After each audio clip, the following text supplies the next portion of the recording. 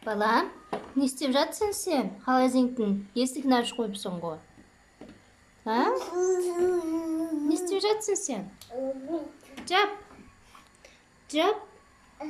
Мына морозильниктің есігін жап. Былай тұр. Қаш, былай тұр.